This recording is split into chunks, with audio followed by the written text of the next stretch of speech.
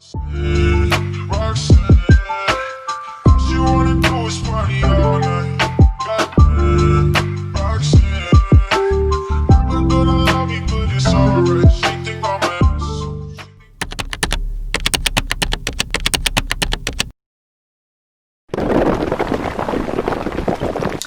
girl, welcome back to my channel. My name is Deb, if you don't already know, and today I'm coming to you guys with a how I study for my test video. Yes, I am a college student at the Pennsylvania State University. I am a psychology major and a Spanish minor, and I'm taking 6 classes this semester, so I think I know by now how to like pretty much study and everything. And I know it's hard because I'm just now figuring out the right study routine for me, and I'm a junior. Hopefully this video can help some of you guys who don't really know how to study for tests, because it's not easy, especially through Zoom University. So let's get into it. Okay, so I have my little notes right here, and I'm just going to go through them one by one and explain to you guys how I study for my tests and pass them. So the first thing I have written down is read the textbook before lecture. Read the slides before lecture. I can't stress this enough. Read it before lecture. For me personally, I know a lot of people say this, but for me personally, I have to read the lecture slides and the textbook before lecture, because when I'm in lecture, I might zone out. I'm not even gonna lie to you, especially through Zoom. Like, I'm in my room, I'm in my bed most of the time. I need to have some of that stuff already in my mind, so when she says it, I'm like, oh yeah, I understand that, and I'll click back to class, you know what I mean? But if she's just talking and I have no idea what she's talking about, I'm not going to pay attention. So please, please, please, if you want to pass your classes for Zoom University, read the lecture slides and the textbook before lecture. Okay, so most of my textbooks are through some type of software that they made us buy. So if this helps, here's a tip. Play the audio for your textbooks, because me, I'm not about to sit there and read word from word from word. Like, at this point, it's not going to happen, and I just know it's not going to happen. So play the audio for your textbooks and let it read to you. Let it do the work for you. You know what I'm saying? Like, it helps me so much, because when I'm just skimming, I don't care about none of this information. Like, let the textbook read to you if that's an option.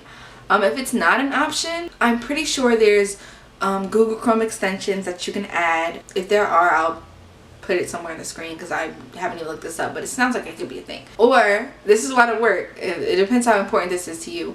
What you can do is type paragraphs, or not even type, copy and paste paragraphs into Google Translate and just press the audio button and it'll read it to you. It'll be a little monotone, but I mean, you gotta do what you gotta do, right?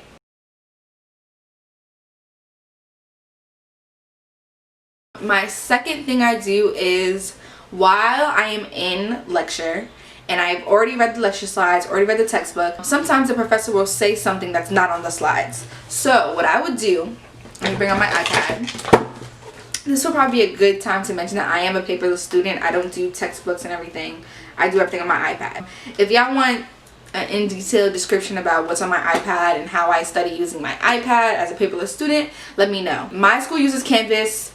Your school probably uses Canvas or Blackboard. Those are the ones I hear the most, but my school uses Canvas. So if your professor posts the slides on Canvas, you can go to Canvas, and I have something called Good Notes. You may have Good Notes, Notability. If you have an iPad, you know. I use Good Notes, and I take the PDF and I upload it to Good Notes, and then I just take my Apple Pencil. And I just annotate whatever that my professor says, and it's not on the slides. I just annotate it right onto the the slides with my this. Get you this. Don't notes and they get lost. Don't do it. Don't do it to yourself. Then you're stuck at the end of the semester with a whole bunch of paper. Like, don't do it to yourself. Get you an iPad. It's 2020. Come on. Get you an iPad and a little Apple Pencil. It's not expensive. It'll save you so much money. Please, just do it.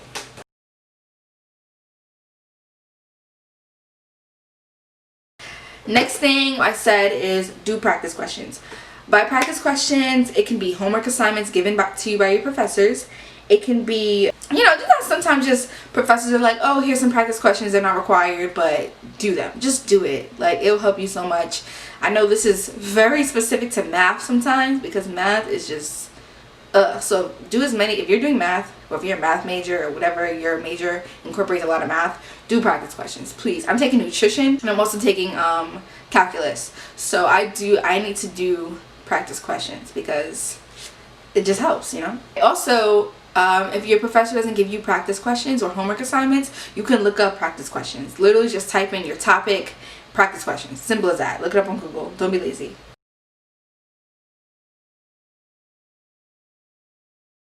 Okay, my next tip to studying for a test. Watch videos. Here's a few. Khan Academy, John Green, Hank Green, Tyler DeWitt. These people saved my high school career and they are now saving my college career. These people are amazing. There's plenty of more I'm forgetting. I'm definitely going to link them down in the description because these people are amazing with their videos. Like sometimes my professor just doesn't. Professors are smart, like really smart, so they think that when they explain something that it's just supposed to click in your head, but sometimes that's not the case. These people, they take their time, they break it down little by little, they tell you the origin, why this is this. I love watching videos on YouTube. It's amazing. Khan Academy especially, like props to Khan Academy, like Khan Academy, and then he gives you practice questions, so please watch videos.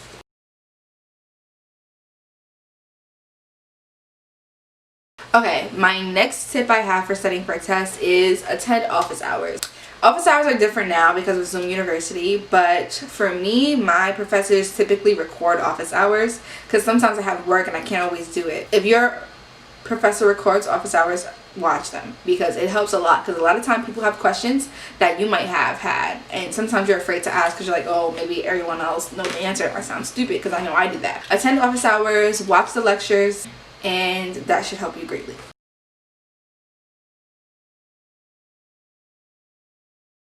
My next thing I do, these are in chronological order by the way, I do these like that in that order. The next thing I do is brain dump. So basically, after I have a good understanding of the information and I know whatever, I'll just take my iPad, open GoodNotes, and I'll just brain dump everything I know. Everything. This way, like, you know what you know and you know what you don't know. Therefore, the stuff you don't know, you can go back and re-look it over, study it some more, and get to know it. You know what I'm saying?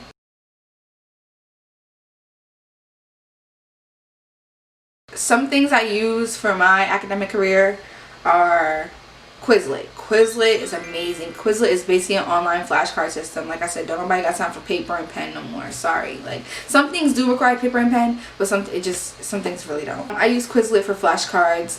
Quizlet's amazing. They have built-in games. I know they have a mismatch game. They have the regular flashcards. They have sometimes timed tests and they tell you how you do. Quizlet's amazing. Use Quizlet. And then some other people will share their slides with you, their flashcards, and you can use those.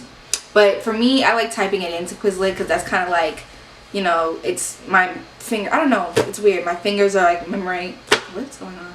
My fingers are like memorization. I don't know. When I type it, I remember it better. So I like typing my own slides, even though if I see somebody else made the exact same slides, I still have to type it up. Another thing I use is Symbolab. Okay, I use Symbolab not to cheat. Okay, don't use Symbolab to cheat. You have to use Symbolab if you don't understand something, and it will explain to you step by step how to do it. Okay, so use Symbolab the correct way.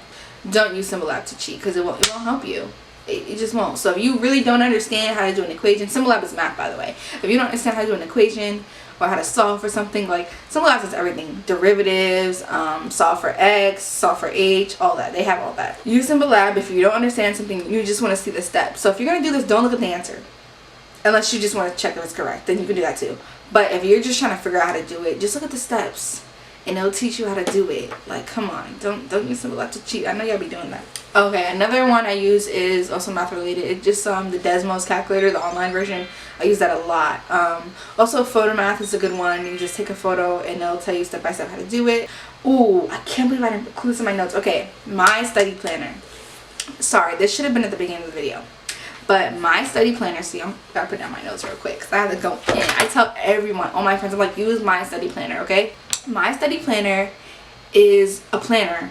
It's an app on your phone. You can have it on your laptop, your tablet, your iPad, whatever. You can take your syllabi and just type in every single assignment that you will ever have. I know some of these planners, they like charge you if you want to go far in the future. No, my study planner does not do that. Is it my study life? Did I say that? I don't know. I'll link that in the description too.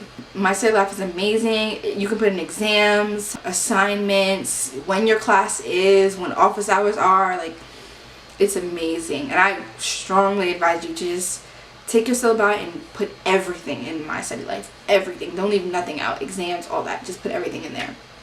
It will help you greatly stay organized, because not knowing what you have is just so stressful, because you might need some extra time for something, and then you look at your Canvas and it's just like, wait, that's due today, and now you have to spend your whole day doing that one little project. Like, don't do it to yourself. Just get my study life.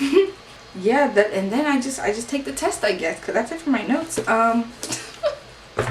Honestly, I think that was everything. I think that was pretty much it. That's what I do to study for my test, and I've been doing good so far doing Zoom University. I don't know about y'all, but all my professors are letting us do open notes except for one. So it's pretty easy, especially when you have your notes all organized and a iPad and not pen and paper where you're losing stuff. Yes, it's correct. Mind your business. You're in my business? Yeah, don't do that. And yeah, that's pretty much it. If you thought this video was helpful, please give me a thumbs up. Comment down below which videos you want to see in the future. And share this on your social media platforms, y'all, because, like, this is fun for me. But, yeah, that's pretty much it. And thank you guys for watching.